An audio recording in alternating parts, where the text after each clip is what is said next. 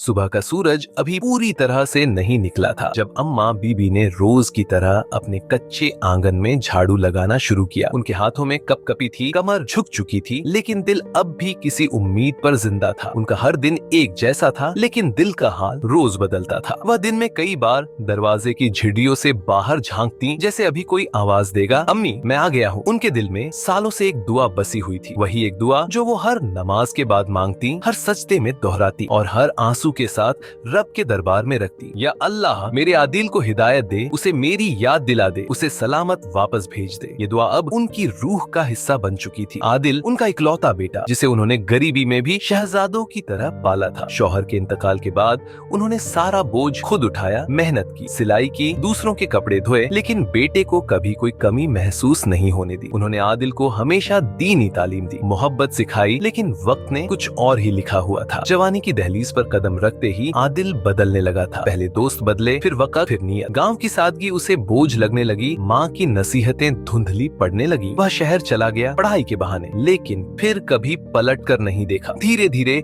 उसने माँ के फोन का जवाब देना भी छोड़ दिया। माँ खत लिखती तो जवाब ना आता। फिर एक दिन उन्होंने लिखना भी बंद कर दिया। आंखों के आंसुओं में जो लिखा था वो किसी डाकखाने तक नहीं पहुंच सका। शहर में आदिल ने अपना दायरा बढ़ा लिया। रंगीनियां, पार्टियां, शोहरत, दौलत, सब कुछ हाथ आया। माँ की दुआएं काम कर रही थीं, लेकिन वो भूल गया कि दुआओं के बिना ये सब खोखला है। जब दौलत आती है तो अक्सर इंसान मोहब्बत खो बैठता है, और आदिल ने भी यही किया। उधर गांव में माँ की तबीयत दिन ब दिन बिगड़ती गई। डॉक्टर ने दबे शब्दों में कह दिया कि ज्यादा वक्त नहीं बचा, लेकिन उन्होंने हंसते हुए कहा, डॉक्टर साहब मैं नहीं मरूंगी, मेरा बेटा अभी लौटा नहीं, मेरी सांसें उसके कदमों की आहट सुनने के लिए रुकी हुई है। उनका यकीन मौत से भी ज्यादा मजबूत हो गया था। एक दिन शहर में आदिल किसी महफिल में शरीक था। हंसी मजाक के बीच एक पुराना दोस्त जिसने उसकी माँ को देखा था, अचानक कह बैठा, यार तुम्हारी अम्मी अब भी तुम्हारा इंतजार करती है। सुना है उनकी आंखें अब ठीक से नहीं देखती, लेकिन वो अब भी दरवाजे के पास बैठी रहती हैं। ये बात आदिल के दिल पर तीर की तरह लगी। पहली बार उसने आईने में अपना चेहरा देखा तो कुछ अजनबी सा लगा। उस रात वो सो न सका। नींद की जगह अतीत की तस्वीरों ने ले ली। माँ का हाथ पकड़कर मदरसे जाना, अम्मा की गोद में सिर रखकर सूरह रहमान सुनना, उनका हाथ पकड़कर सड़क पार कराना और फिर उनका यूं छोड़ देना। सुबह होते ही आदिल ने गाड़ी निकाली। सफर खामोशी से गुजरा, लेकिन दिल में तूफान मचा था। वो सोचता रहा, क्या वो मुझे पहचानेंगी, क्या वो अब भी नाराज है? लेकिन उसका दिल हर बार एक ही जवाब देता, वो माँ है, माँ कभी नाराज नहीं होती, वो बस दुआ करती है। जब वो गाँव पहुँचा तो रास्ते बदले बदले से लगे। वही गलियां, वही कच्चा घर, वही आंगन, लेकिन एक सन्नाटा। वह दरवाजे तक पहुंचा और दस्तक दी। कोई जवाब नहीं आया। धड़कते दिल के साथ उसने दरवाजा खोला और अंदर गया। माँ कमरे के कोने में जाए नमाज पर सजदे में झुकी हुई थीं,